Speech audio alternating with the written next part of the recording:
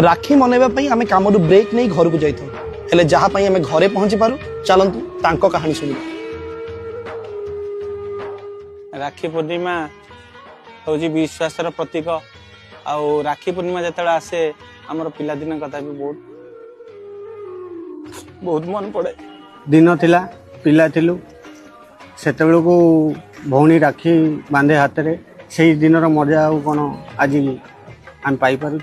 भौणी मैंने तो दूर अच्छा से आम गाड़ी चलैले आमको पेट पोषापी हुए से भौणी मान पाखु जापारूँ। राखी बंधन जो आसे भौणी कथा बहुत मन पड़े। छोट बड़े बहुत बांधुलु राखी खुशी थिला वर्तमान से खुशी हजी एबे सड़क खटिया आसु ना गाँव को जाइपारु ना एठी शांति रही पार।